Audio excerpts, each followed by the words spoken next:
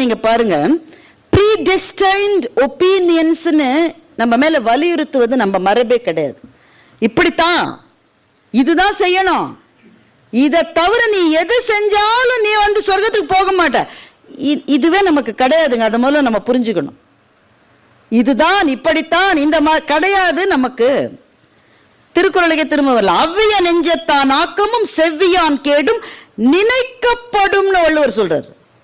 அவ்விய நெஞ்சத்தான் ஆக்கம் நம்ம பார்த்துக்கிட்டே இருக்கோம். ரொம்ப கேட்டவங்க, அவன் இருக்கிற திசையில புல்லு கூட முளைக்காதுங்க. ஆனா பாருங்க, நல்ல காசு வச்சுட்டு சந்தோஷமா இருக்கான், ஒன்றும் செய்ய முடியல, அவன் நல்லா தான் இருக்கான். நாங்களும் எவ்வளவோ நினைச்சு பார்க்குறோம், இவனுக்கு ஏதாவது ஆகாதான், ஒன்றும் ஆக மாட்டேன், கல்லு மாதிரி இருக்கான்.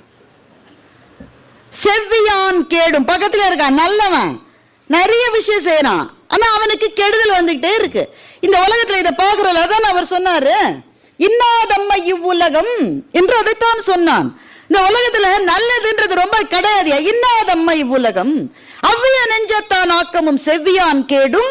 வள்ளுவர் ஈஸியா சொல்லியிருக்கான், அவன் விதினாலன்னு சொல்லியிருக்கலாம், உன்னுடைய வினைப்பயன்னு சொல்லியிருக்கலாம். ஆனா வள்ளுவர் சொல்றாரு, it will be debated eternally என்று சொல்லுகின்றார். அவ்விய நெஞ்சத்தான் ஆக்கமும் செவ்வியான் கேடும் நினைக்கப்படும், தலைமுறைகள் தாண்டி இது விவாதிக்கப்படும். அந்த விவாதத்தினுடைய ஒரு மைல்கல் தான் இந்த புத்தகம் என்று நான் சொல்லுகின்றேன்.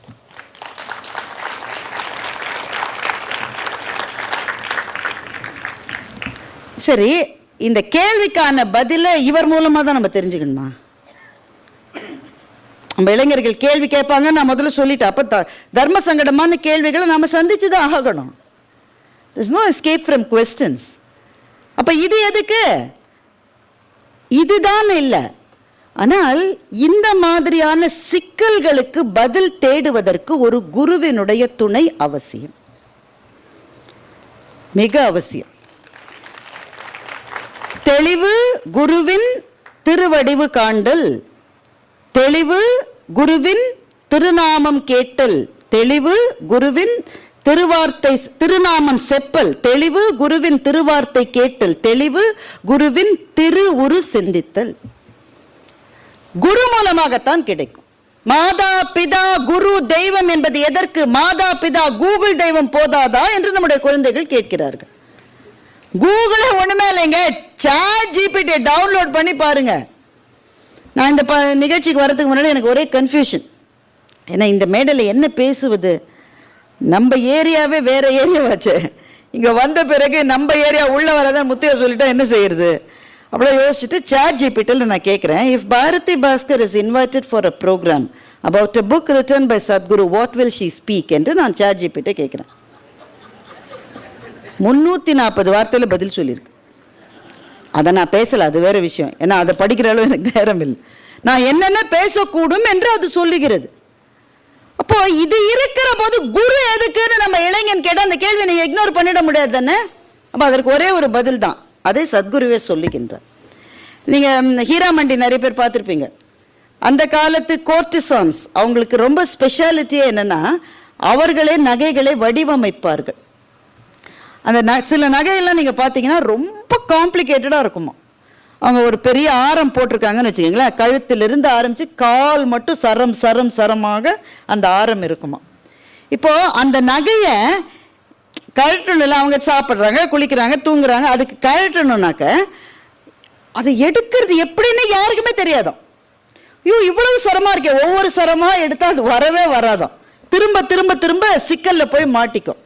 சில சமயம் இந்த வயசான தாத்தா பாட்டிக்கு அவங்களுக்கு ஃபோன் ஆப்ரேட் பண்ண தெரியாது, அதையே எல்லாமே போயிருச்சுடாம்பா. அந்த தாத்தா வந்து இருங்க தாத்தா அப்படின்னு தொடுவோம், உடனே சரியெல்லாம் திரும்பி வந்துடும், அப்படிதானே?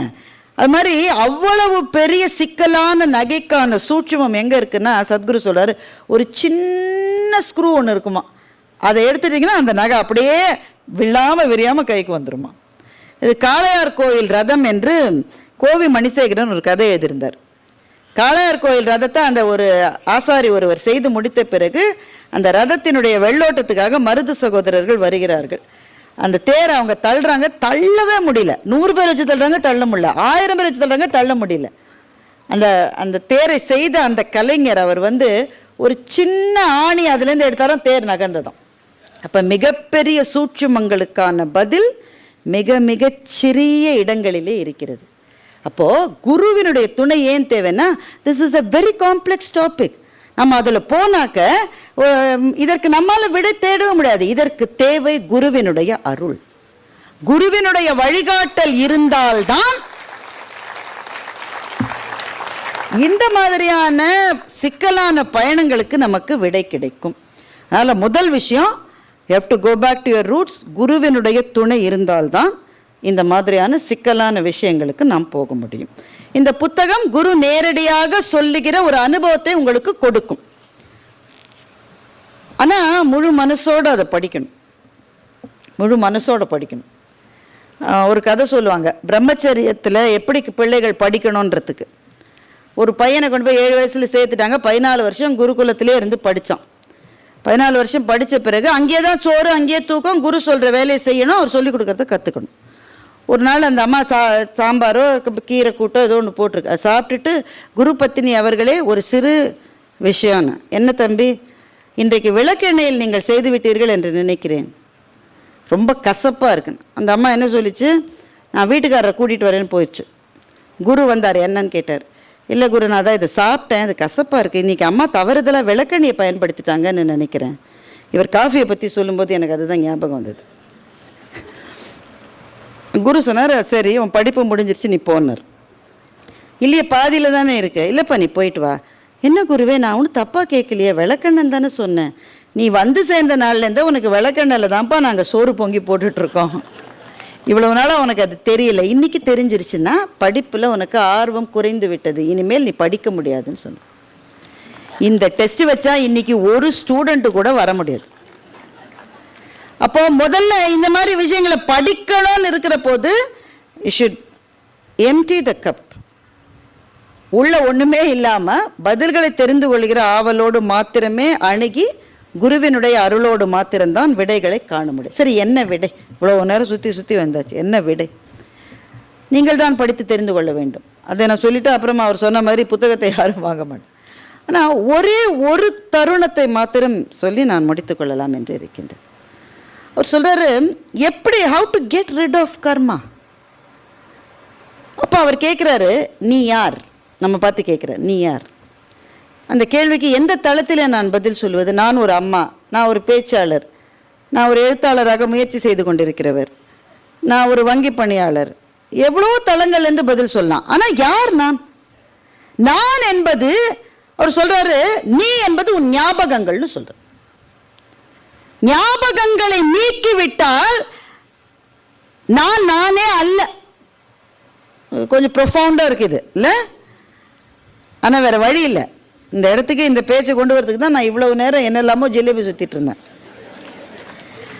என் ஞாபகங்கள் இல்லை என்றால் நான் நானே அல்ல. என்ன ஞாபகங்கள்? செய்தது, செய்ய முடியாமல் போனது, வந்தது, வராமல் போனது, சுவைத்தது, சுவைக்காமல் போனது, கிடைத்தது, கிடைக்காமல் போனது, எல்லாம் நம்ம மனசுல இருந்துகிட்டே இருக்குல்ல. அப்படியே ஒரு ஒரு ஒரு கொந்தளிப்பு, ஒரு டர்புலன்ஸ். இந்த ஞாபகங்கள் தான் நான். சரி, ஞாபகங்களை தவிர நான் இல்லவே இல்லையா? இல்லை, இருக்கு, இன்னும் கொஞ்சம் இருக்கு. ஞாபகங்கள் அல்லது கனவுகள். நீ இங்கேயே இருந்துக்கிட்டு அடுத்த வருஷம்டா மச்சான் நான் ஒரு வீடு கட்டி அதில் போய் அடுத்த வருஷம் இருப்போமா? ஆனால் நம்முடைய கனவுகள் பிரம்மாண்டமானவை. நாளைக்கு என்ன செய்ய போகிறோம்? இப்போ வீட்டுக்கு போய் பரோட்டா செய்யணும்னு எவ்வளோ பேர் காத்துக்கிட்டு இருக்கீங்க? ரெடியாக இருக்கு, மாவு ஊற வச்சுட்டு வந்திருக்கு நிறைய பார்ட்டி. அடுத்தது என்ன செய்ய போகிறோம்?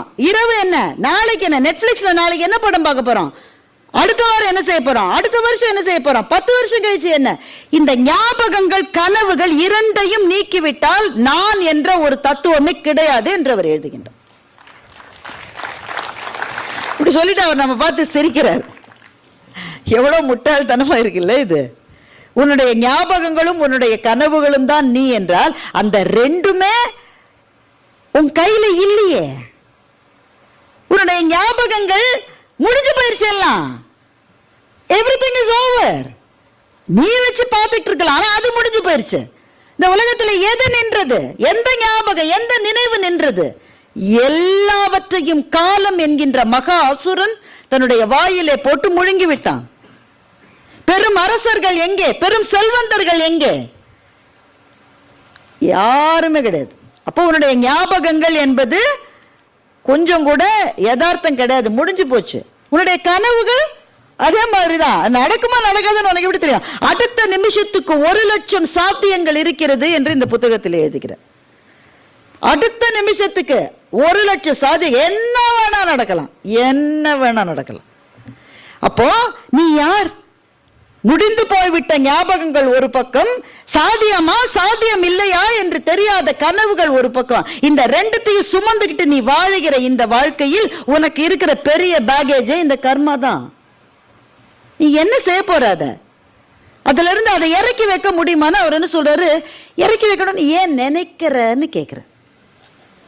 இதுதான் எனக்கு ரொம்ப இன்ட்ரெஸ்டிங். நாம் இதுவரை படித்தது எல்லாமே இறக்கி வைக்கணும்ன்றது தான். இறக்கி வைக்கணும் எனக்கு ஒரு உதாரணம் சொல்றாரு. அவருக்கு ஒரு நண்பரா, அந்த நண்பர் போய் ரொம்ப ஆசைப்பட்டு இராணுவத்தில் சேர்ந்துட்டார்.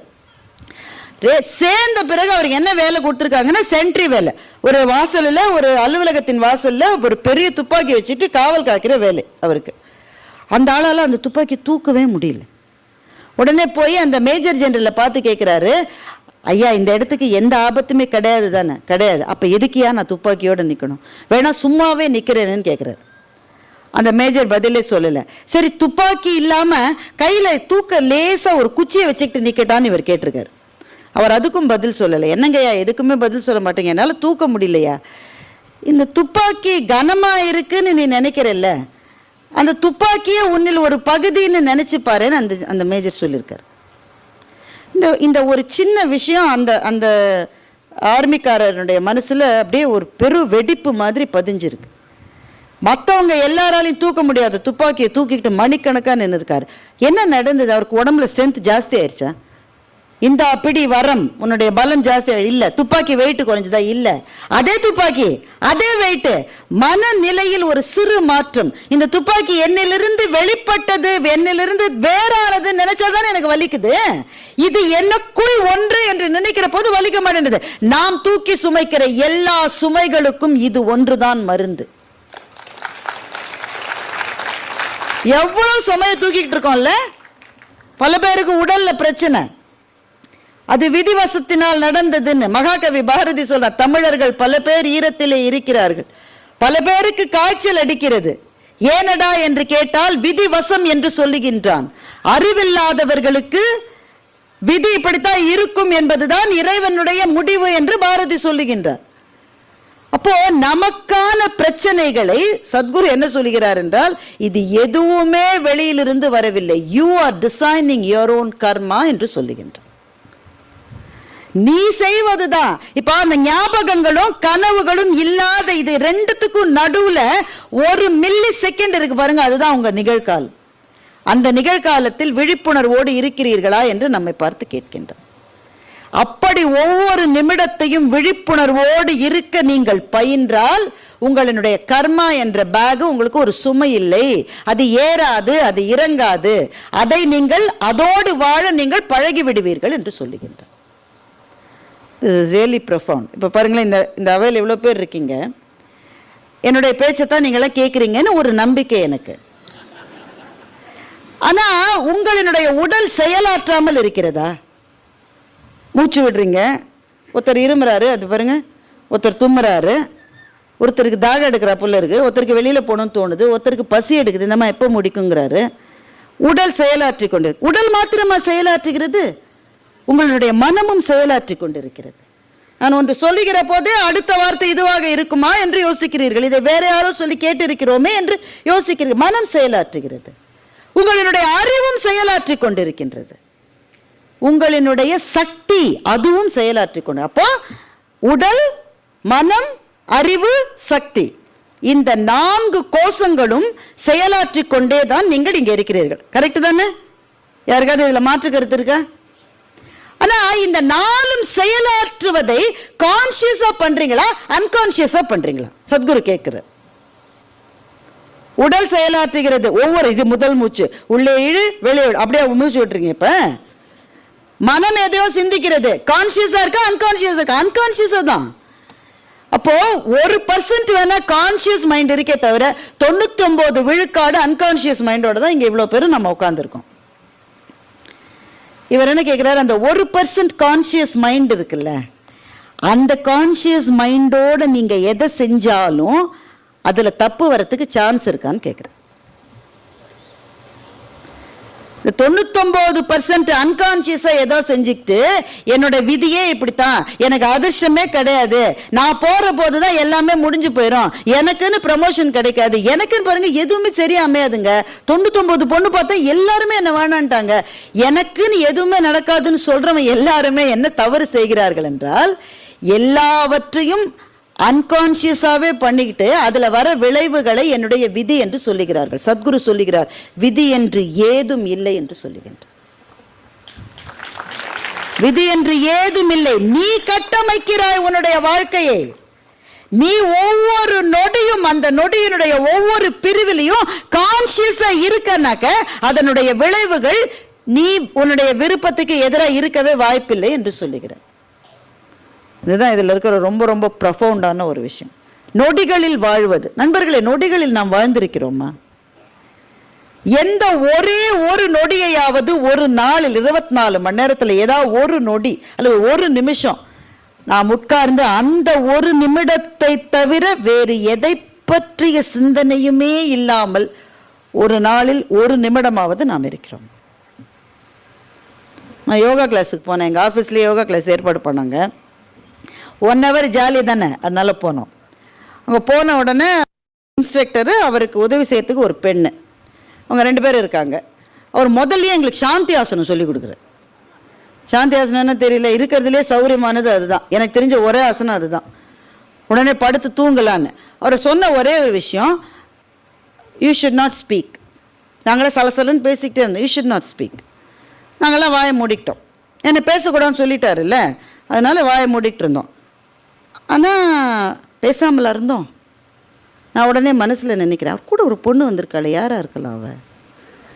வயசை பார்த்தா மனைவி மாதிரியும் இல்லை, மகள் மாதிரியும் தெரியலை, அசிஸ்டண்ட்டாக இருப்போல. என்ன முடி, இப்போ இந்த கேரளாலேருந்து வந்தவங்களுக்கே முடி இப்படித்தான் இருக்கு, நமக்கு பாரு முதுகு கீழே இறங்க மாட்டேங்குது. கருவேப்பிலை தின்னா முடி வளரும்னு எங்கேயோ சொன்னாங்க. ஃப்ரிட்ஜில் கருவேப்பிலை இருக்கா? இன்றைக்கி வீட்டில் போய் கருவேப்பிலை. நான் பேசாமல் இருக்கேன், நான் இப்போது பேசாமல் இருக்கேன். அப்போது வாயை மூடினால் கூட மனதிலே ஒரு சொல் கூட ஓயவில்லை என்றால், நான் நினைப்பதெல்லாம் ஒன்று என்னுடைய நேற்றுக்கு போகிறேன் அல்லது என்னுடைய நாளைக்கு போகிறேனே தவிர அந்த நிமிடம் என்பதில் நாம் வாழுவதே இல்லை. சத்குரு என்ன சொல்கிறார்னா, கான்சியஸாக உன்னுடைய யோகா சாதனாவில் உனக்கு எது கிடைக்கும் என்றால் அந்த நொடியில் மாத்திரமே வாழுகிற, அதை ஒரு முறை நீங்கள் அனுபவித்து விட்டால் போரும், அந்த ஆனந்தத்திலிருந்து உங்களால் மீண்டு வரவே முடியாது என்று அவர் சொல்லுகிறார்.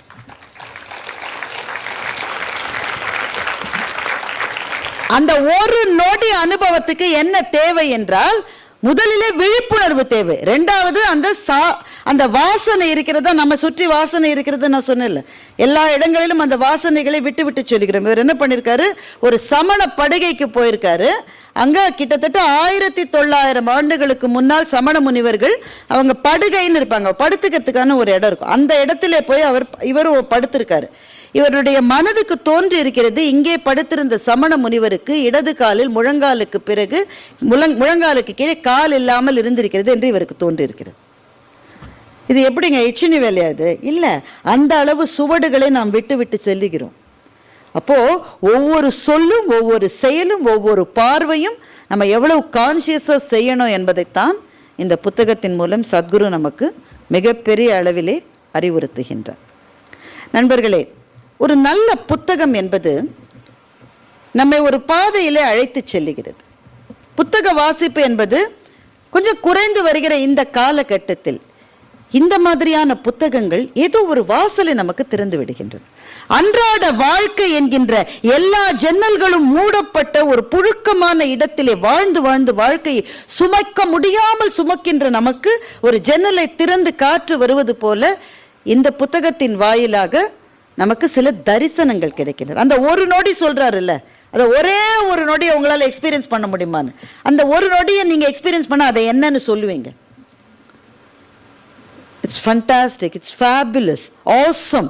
இந்த வார்த்தையெல்லாம் போதவே போதாதில்ல. அதுக்கு அந்த ஒரு நொடி என்பது ஒரு தரிசனம். அந்த தரிசனம் கிடைத்து விட்டால் வாழ்க்கை முழுவதும் இந்த கர்மா என்பதை கழற்றி விட்டு ஏற்றி அதெல்லாம் செய்ய முடியாது. அவர் சொல்கிறார், பொட்டேட்டோ சாக்குன்றார், உருளைக்கிழங்கு மூட்டை மாதிரி நீ சுமந்துக்கு தான் இருக்கணும். ஆனால் நீ அதை உனக்குள்ளேயே புதைச்சி வச்சா இன்னும் முளை விட்டு புதுசாக உருளைக்கிழங்கு வந்துக்கிட்டே இருக்கும். அதனால் வெளியில் எடுத்து போடு, வெயிலில் காயவே, அட்லீஸ்ட் இனிமேல் புதுசாவது வராமல் இருக்கும்னு சொல்கிறார். அதனால் நமக்குள்ளே இருக்கிற அவலங்களை, அழுக்குகளை, வேதனைகளை, துக்கங்களை நமக்கு வெளியே வைத்துவிட்டு அந்த ஒரு நொடி தரிசனத்துக்காக நாம் காத்திருப்போம். எல்லா காத்திருப்புகளுக்கும் ஏதோ ஒரு பதிலை கடவுள் நிச்சயம் தருவார் என்ற நம்பிக்கை எனக்கு உண்டு. அந்த ஒரு நொடி எப்படி இருக்கும் என்று எனக்கு தெரியாது. ஆனால் அந்த ஒரு நொடியை நோக்கியதாக இனி நம்முடைய பயணங்கள் அமையட்டும். எங்கள் மகாகவி சொல்லுகிறார், தோன்றி மறைவது வாழ்க்கை, இதில் துன்பமோடு இன்பம் வெறுமை என்ற மூன்றில் எதுவரினும் களிமூழ்கி நடத்தல் பரமசிவ முக்தி என்று சொல்லுகின்றார். பாரதி ரொம்ப வித்தியாசமா யோசிக்கக்கூடியவன். வாழ்க்கையில 2 மனநிலைகளை தான் நாம இருக்கிறதா நாமெல்லாம் சொல்றோம். ஒண்ணு சந்தோஷமா இருக்கோம், இல்லை அழுதுட்டு இருப்போம். இந்த 3ஆவதா ஒண்ணு இருக்குன்ற மகாகவி பாரதி. தோன்றி மறைவது வாழ்க்கை, இதில் துன்பமோடு இன்பம் வெறுமை என்ற 3. இந்த வெறுமை என்ற உணர்வு வராதவர்கள் நம்மில் யார்? யாராவது இருக்கோமா? நம்ம கூடவே எவ்வளோ ஃப்ரெண்ட்ஸ் இருக்காங்க, எவ்வளோ உறவுக்காரங்க இருக்காங்க, பக்கத்திலேயே இருக்காங்க. ஆனா கொடூரமான தனிமை என்பதை நாம் அனுபவித்ததில்லை. எல்லாரும் இருந்தும் யாருமே இல்லாத ஒரு மனநிலை நமக்கு வந்ததில்லை. அப்படிப்பட்ட ஒரு தனிமை, அந்த வெறுமை இருந்தா எங்க மகாகவி சொல்றான், அதிலும் களிமூழ்கி நடத்தல் பரமசிவ முக்தி. அந்த இடத்துல கூட களிப்போட இருப்பேன். அப்படிப்பட்ட ஒரு களியாட்டமாக வாழ்க்கையை பார்க்கிற ஒரு குரு இந்த புத்தகத்தை எழுதியிருக்கின்றார். வாழ்க்கையை வாழ கற்றுத் தருகின்றார், வாழ்க்கையை பார்க்க கற்றுத் தருகின்றார், அன்பு செலுத்த கற்றுத் தருகின்றார். இந்த வாழ்க்கை என்பது நினைக்கிற அளவு துயரங்கள் நிரம்பிய ஒரு பாழறை அல்ல. அதிலே ஒரு விளக்கை ஏற்றி வைத்து நம்முடைய எதிர்காலத்துக்காக வழிகாட்டுகின்றார். அந்த வகையில் இந்த புத்தகம் பல கேள்விகளை எழுப்பும், கேள்விகளுக்கான பதில்களை நம்மை தேடி போக வைக்கும். ஒரு புத்தகம் இதைவிட செய்யக்கூடிய மகத்தான பணி வேறு என்ன இருக்க முடியும்? ஒரு புத்தகத்தினுடைய இனிமை நமக்கு எப்போது தெரியும் என்றால் அதை மூடி வைத்த பிறகுதான் நமக்கு தெரியும். அதை மூடி வைத்த பிறகு நம்முடைய மனத்தில் அந்த புத்தகம் என்ன தாக்கத்தை ஏற்படுத்துகிறது என்பதுதான் ஒரு புத்தகத்தினுடைய வெற்றி. இந்த புத்தகத்தை மூடி வைத்த பிறகு எனக்கு தோன்றியது, அந்த ஒரு நொடிக்காக நான் காத்திருப்பேன் என்று தோன்றியது. நீங்களும் காத்திருங்கள். நன்றி.